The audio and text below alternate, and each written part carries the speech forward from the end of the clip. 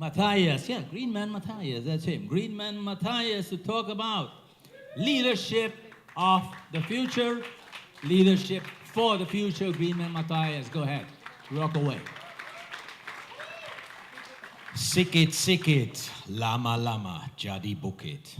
Just like yesterday, little by little, more and more, we can create a big mountain.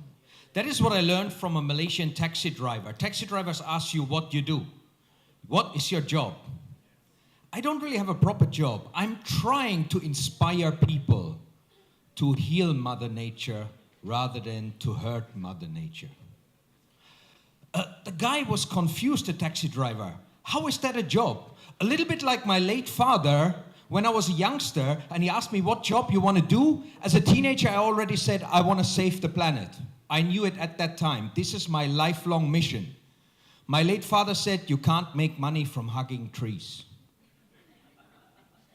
This guy was saying, that's a very difficult job. In Malaysia, no money, no talk.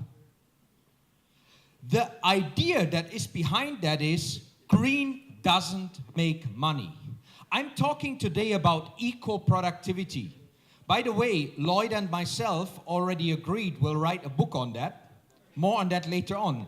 I actually only have 15 minutes allocated, so I have to do a very crisp and fast talk today. Yesterday I only used props. Today I'm gonna have slides. This is my village in Germany, my barangay where I come from. Guess who is me? This guy or that guy? Who thinks this guy? Nobody. One person, two people. This guy? 20%. The rest thinks this is me? Actually, those 20% are correct. I used to have nice blonde hair in those days. This was 2008. I won the Greenest Person on the Planet award. I think my previous speaker looks like Obama. I ended up luckily next to Obama. In my village, my brother showed it to his friends. Oh, Matthias is very good with Photoshop. That was the response he got. In my village, I don't make big noise about what I do. I still speak the little village slang. We need to be connected to the people at the level where they can relate to us, where they can communicate with us. But this guy from the north of the Philippines lives greener than myself. I'll come back to him later on. One of those pictures, like the picture that Tim took in the afternoon, where you as the speaker are in your element. You're empowered. I love this speaking business because you get the opportunity to travel the world, inspire other people, and see so many different places. Even you can get the chance as the green speaker, you don't always earn Rottweiler money, but this was 2 years ago. And I had the lovely chance to meet one of my favorite Miss Earth delegates, Casey, who's her birthday today. I ended up being the judge of Miss Earth, and she was one of the candidates, and she was great in the eco interview. So, and it's her birthday today. But you have to be Kalbo to be a judge.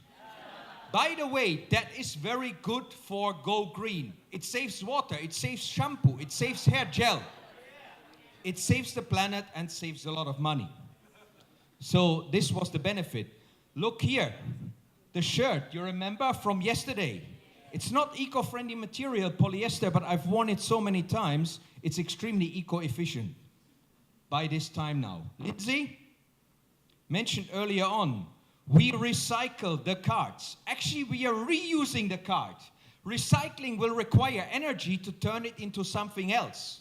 So you have a carbon footprint. But if we are reusing things, it's zero carbon footprint. Reusing your clothes or your shirt is extremely eco-friendly, eco-efficient. Those are my two Miss Earth now. I don't think they're here today. They were supposed to come, but maybe they are late. This is the reality of the planet. Extreme and unusual weather events, climate trends continue, record after record. What can we do in our families? We do something called earthing, connect with Mother Earth. We take off our shoes, we connect with the soil. Baby Princess, as a little baby, was already exposed to the presence of Mother Nature. This was her recently without me being there. She is hugging trees. She is kissing trees. How we shape our kids in the first few months will determine a lot of their behavior and their preferences for the future. This is the contrast that we have. Polluting industry, high-rise condos, concrete everywhere, competing with Mother Nature. Do you guys love your 7,000 plus islands? Yes. Philippines is an amazing country, an incredible country with amazing biodiversity. But Peter and Violet told me they stay in the Sofitel. They went to the Manila Bay, everything full of plastic pollution. The plastic is rotting away. Here in Metro Manila, we live in San Pablo City. My indoor air quality meter was flashing up, red light, put on the face mask. Toxic pollution in the neighborhood. It is here in our lives on a daily basis. This was a pivotal moment connecting the dots, like Shirley charted her way towards her international speaking career. This was Beck, one of the first German green politicians entering the parliament and handing over to the late Helmut Kohl, the German reunification chancellor, a leaf of a pine tree that was dying. When I was a teenager, our pine trees were dying because of pollution from factories, chemical industry, coal-fired power plant, sulfur dioxide, nitrous oxides were going up into the air, coming down as acid rain. It was the battle, environment against business. This guy's here, the businessman turns the tree into planks. The carpenter just wants to chop it. This guy has no home, he wants furniture. But the innocent little child just admires the presence of Mother Nature. Gina Lopez has been trying to fight that battle in the Philippines. Maybe she lost against the interest of big business. This is the reality, unfortunately, we are facing. If we don't buy and shape the marketplace, we will never be able to get a truly green economy. But there's a lot of benefit in the green economy. I had a discussion with Kiruba yesterday about my book. Guess how many trees were chopped to print my book? This is my one and only book that I wrote and published. It's not out there because I've run out of print. I'm working on my second edition. Guess how many trees were chopped? 0 trees were chopped. Every page is made from recycled paper, certified by the Forestry Stewardship Council. Every page is printed on mushroom ink, water-based. Not like most of the Filipino newspapers, where you bring toxic solvent-based ink into your home and polluting the air quality in your family. Smell the newspapers that you get in the morning in the Philippines. And I bought carbon credits to make this book climate neutral, to make each book a carbon sink. Kiruba was asking me the key question.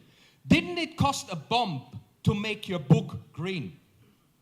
If you would go to a normal printer and ask him, I want this book to be climate neutral, I want the book printed on recycled paper, I want the book with mushroom ink, they might give you a quote, double or triple.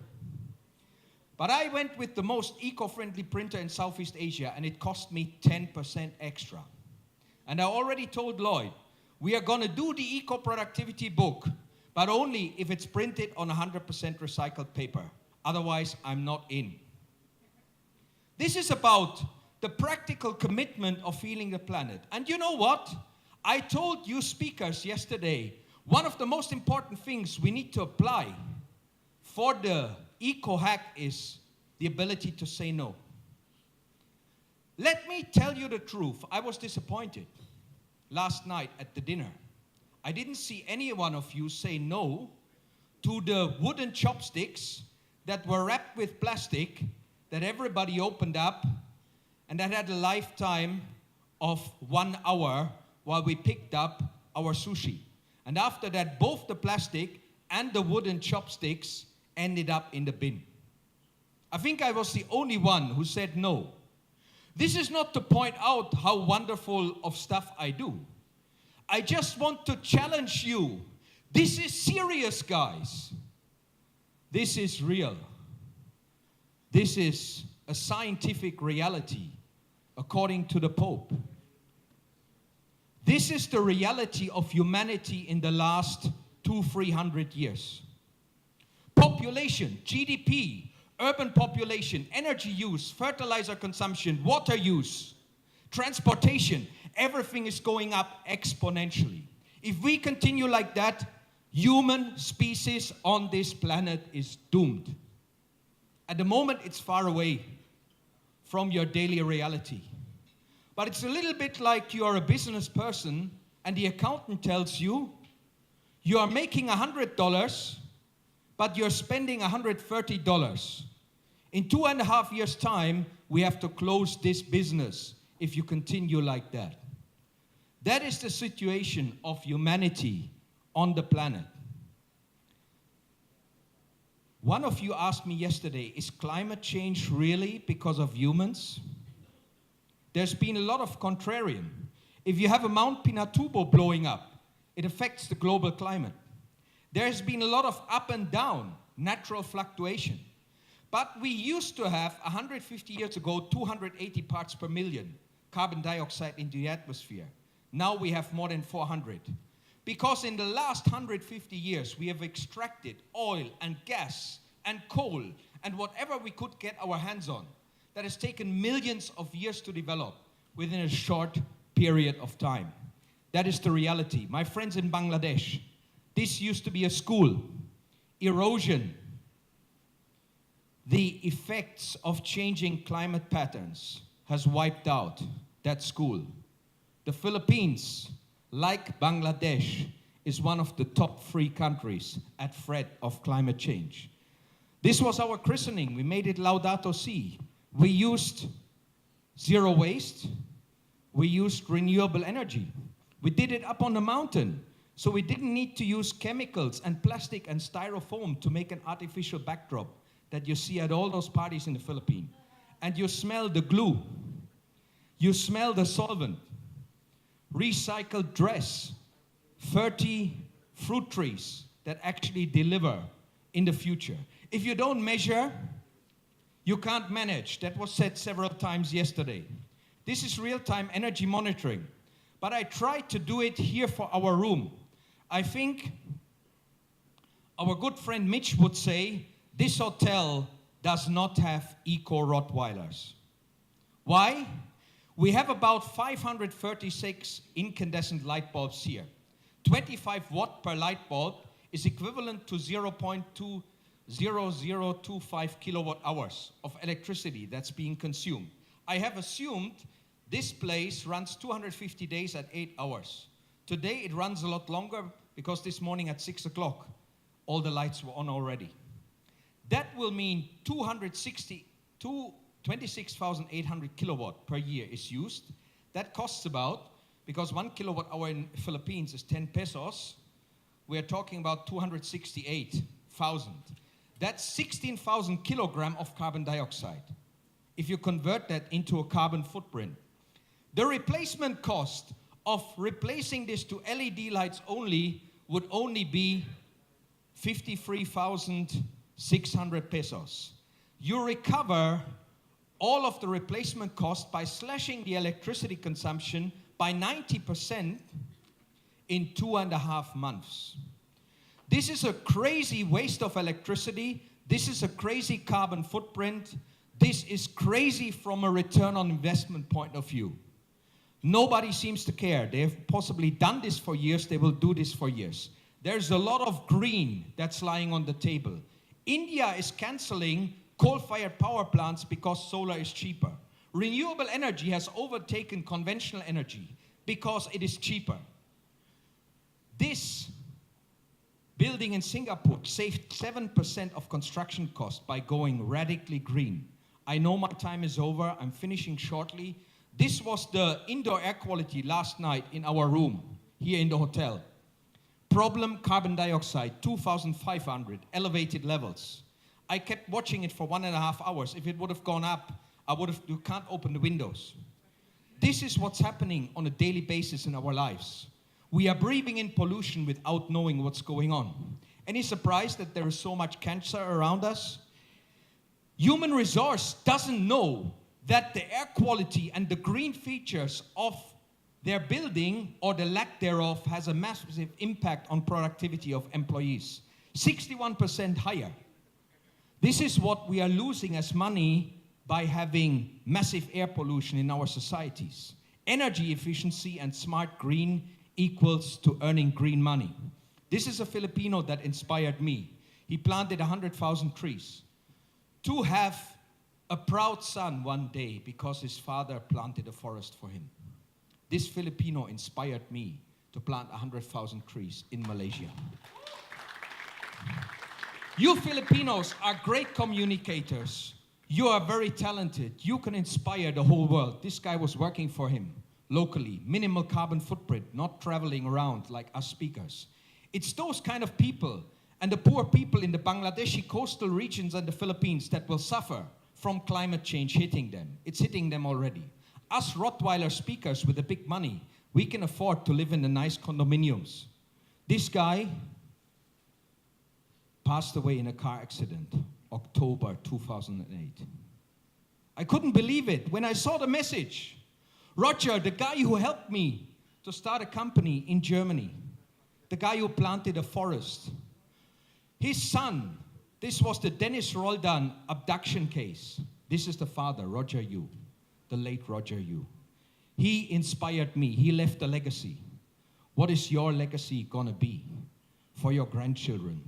There is a lot of money to be made by going green and eco-efficient, but very few people take the action to green up their life, to green up their organization. If we don't take action now, it will be too late. Your bank account will mean humanity is finished on the planet. Thank you.